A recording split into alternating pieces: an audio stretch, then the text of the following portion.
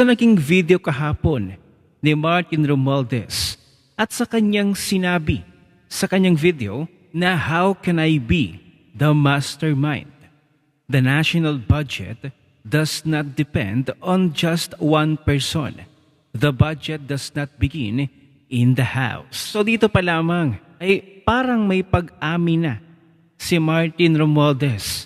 Ang sabi pa niya, I will not be the fall guy for other people's corruption. At dagdag pa nga sa kanyang sinabi, if they are using me as a scapegoat, I will not go quietly and I will not go alone. Na para bang tinatakot ni Romualdez ang Marcos administration. At sa kanyang statement na ito, ay parang inamin na rin niya. Sabi nga niya, I will not go alone. So ibig sabihin, hindi lang siya. Meron pa siyang mga kasamahan. Ang kanyang pagkakasabi na, how can I be the mastermind? The national budget does not depend on just one person. The budget does not begin in the house. Ang sabi ni Tio Moreno, this is an indirect admission that there is indeed a problem with the national budget. However, Martin Romualdez is implying that the issue did not originate from him, but from its source, Bongbong Marcos. In the Philippine budget process, the proposal comes from the President and the House of Representatives reviews and acts on it. Vice President Sara Duterte was right. Ang may hawak ng budget ng Pilipinas ay dalawa lang, si Martin Romualdez at si Zaldico. And who enabled these people? Bongbong Marcos. Think, people. Think. So yun, sa umpisa pa nga lang noon pa ay sinabi na ni Vice President Sara na ang tanging may hawak lamang ng budget ng Pilipinas ay walang iba kundi si Martin Romualdez at si Zaldico. Kaso hindi siya pinakinggan ng mga kakamping at loyalista. At dito naman sa naging statement ni Martin Romualdez ulit, that is why command responsibility is far more logically relevant in the executive branch, where there is actual supervision, operational control, and implementation on the ground than in a collegial legislative body whose constitutional role is deliberation and appropriation. So nabanggit niya dito yung executive branch. Sino ba yon? Dito'y nagpahaging na si Martin Romualdez dito kay BBM. Saan bang executive branch? At parang pinatungkulan na niya dito si Mr. President. Panoorin natin ang video na ito. Sa mga nakapanood sa statement ni former Speaker Romualdez, aba, di ba? Ako hindi pa rin ako naniniwala na magkakalaglagan yung mga yan. Nagpopormahan lang yan para bumabuelo lang yan. Usap-usap sila kung anong gagawin nila against a common enemy na si Sara Duterte and the Dutertes. No? Pero sa tindi ng binitawan niyang salita na I will not allow myself to be thrown under the bus, mukhang lalaban din to kung sakasakaling gawin nga si Zaldico na testigo laban sa kanya at kay Marcos. At sigurado ako yung binitawan niyang salita na the implementing agency is the executive department. Yes. Pinapahagingan na niya yung Pangulo na magbantay-bantay kayo dahil pag magkamali kayo, sasabihin ko rin ang totoo. Alam niyo, matagal ko nang pinapansin to. Escudero is an ally of the First Lady. And eto si Martin is opposed to si Escudero. So, tingnan natin kung sinong mananaig sa kanila.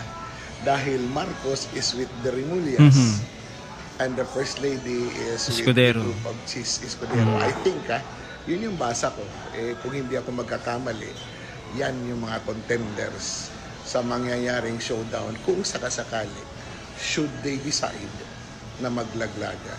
But thinking of what will happen to all of them, tingin ko magkakasundo-sundo rin yan.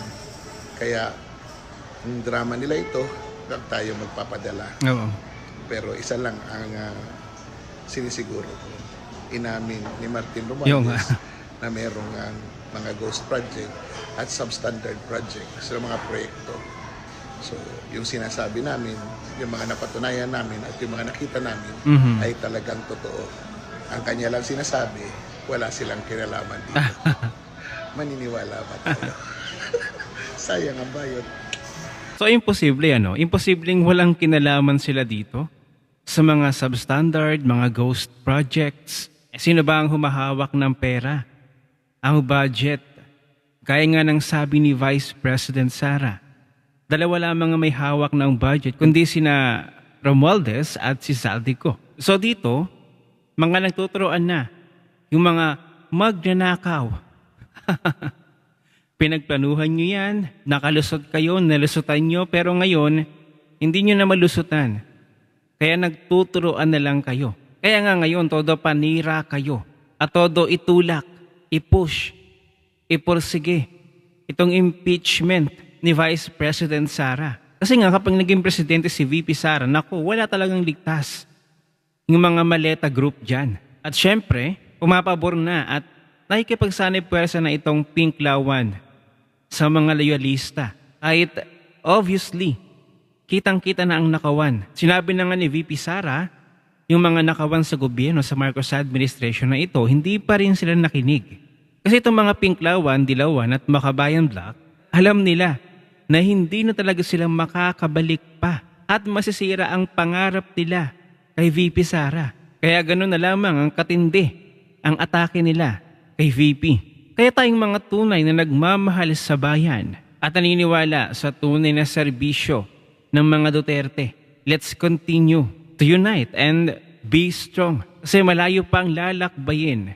2026 pa lamang. Marami pang pagdadaanan si VP Sara habang papalapit ng papalapit ang 2028 elections. Pero isa lang yung napatunayan natin na totoo ang lahat ng sinabi ni Vice President Sara. Totoo, yung grand nakawan sa Kabanang Bayan na dito lamang natatangi sa Marcos administration.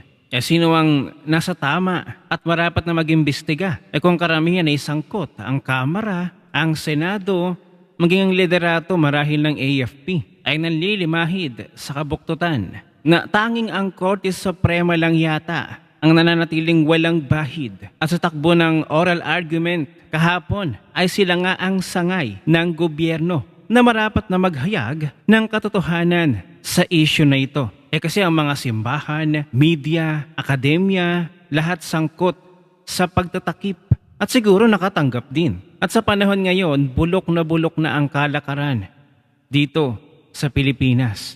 Kaya't kailangan ng maningil ng taong bayan. Kailan magbabayad at mananagot ang mga halimaw na matagal at paulit-ulit ng pasakit sa ating bayan.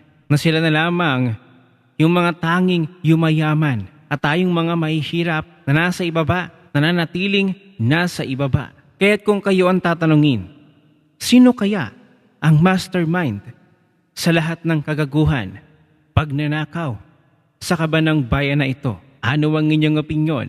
Abay mag-iwan na kayo ng comment at like dyan sa ibaba. At magkita-kita ulit tayo sa susunod na video.